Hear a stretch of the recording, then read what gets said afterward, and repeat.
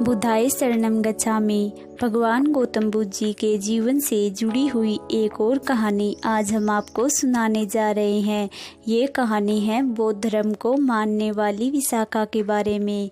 विशाखा का परिवार बौद्ध धर्म को मानता था, उनके उपदेश सुनने के लिए जाता था, लेकिन क्या शादी के बाद उसके ससुराल वाले बौद्ध धर्म को मानते थे? क्या वो विशाखा को बौद्ध धर्म के लिए दान पुण्य देने की अनुमति देते थे? और अगर अनुमति नहीं मिली तो फिर विशाखा ने ऐसा क्या कहा कि उसके ससुराल वाले बौद्ध धर्म को मानने लगे और दान पुण्य करने के लिए राजी हुए? तो इन्हीं सब सवालों का जवाब जानने के लिए हम आज की कहानी शुरू करते हैं। तो चलिए फ्रेंड्स, आज की कहानी शुरू करते हैं। इससे पहले कि आप कहानी सुनने में खो जाएं, आप हमारे इंस्पायर फिक्स चैनल को सब्सक्राइब कर लीजिए, जिससे कि आपको हमारी डेली की मोटिवेशनल वीडियो मिलती रहे। तो चलिए फ्रेंड्स, आज की कहानी शुरू करते हैं।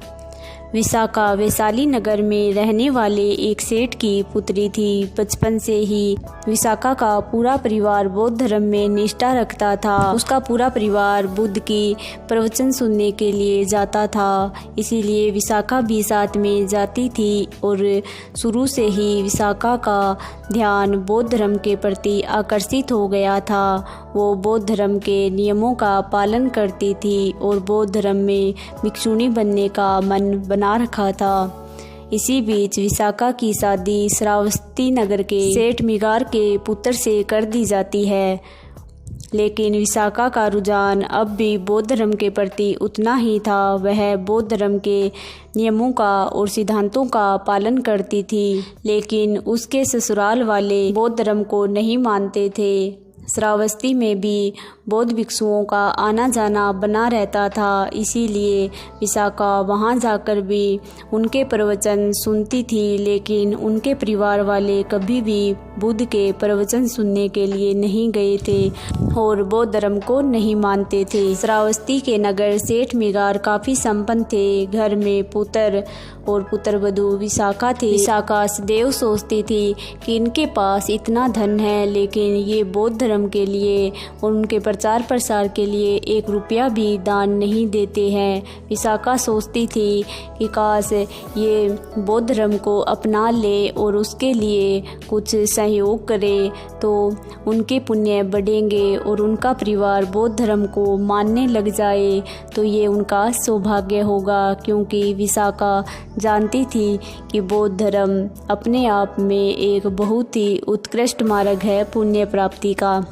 विशाखा ने सोचा कि इसके ससुर के पास जितनी संपत्ति है ये उनके पिछले कर्मों के पुण्य हैं, क्योंकि विशाखा ने अपने ससुराल में आने के बाद अपने ससुर और पति को एक भी दिन दान पुण्य करते हुए नहीं देखा। लेकिन उसके मायके में उसके पिता आदि बहुत ही दान पुण्य करते थे और विशाखा को अपने ससुराल वालों का ये रवैया बिल्कुल पसंद नहीं था। वो खुलकर दान पुण्य करना चाहती थी, लेकिन अपने ससुराल वालों से उसे लगता था कि ये बौद्ध धर्म को नहीं मानते हैं, शायद ये उसे कोई भी दान पुण्य नहीं करने देंगे।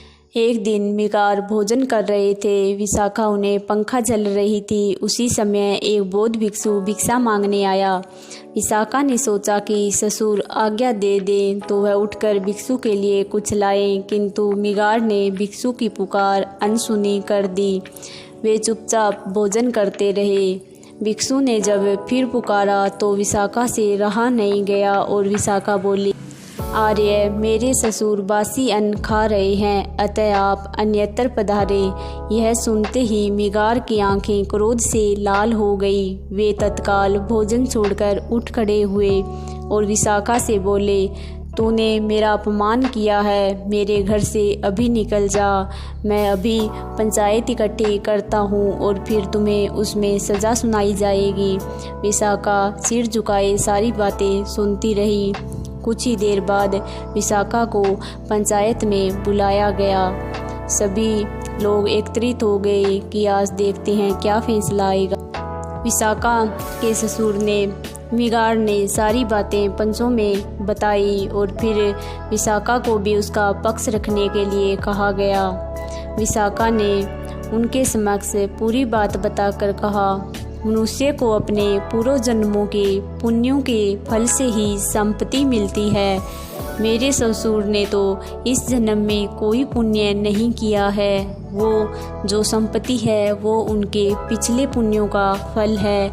इसीलिए आज वो जो भी भोजन ग्रहण कर रहे हैं वो उनके पिछले पुण्यों के कारण है। इसीलिए मैंने उनके भोजन को बासी अन्न कहा, क्योंकि इस जन्म में तो वो कोई ऐसा काम नहीं कर रहे हैं जिससे कि उनके अगले जन्म के लिए पुण्य अर्जित हो सके। यह सुनकर उसके ससुर आश्चर्यचकित हो गए और पंच भी हैरान हो गए। यह सुनकर पंचों ने विशाखा की बात को सही ठहराया और उसके ससुर की भी आंखें खुल गई कि उनकी बहू तो बहुत ही समझदार है।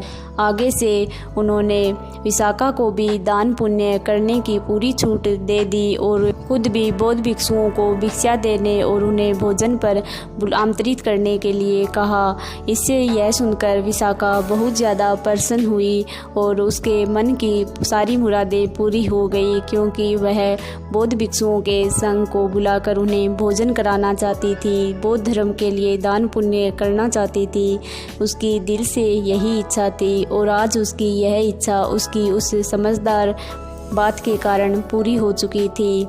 उसका पूरा परिवार अब बौद्ध धर्म के नियमों को अपनाने लगा और बौद्ध धर्म के ज्ञान को सुनने के लिए जाने लगा। इससे विशाखा बहुत खुश हुई और वह पुनः बौद्ध धर्म के प्रति अपने सारे नियम निभाने लगी और उनके लिए दान पुण्य करने लगी। इस कहानी का सार यह है कि सौ के साथ पर की भी चिंता करना एक सच्चे सद्गृहस्थ का लक्षण है और यही परहित चिंतन में हमें यश और पुण्य का भागी बनाता है।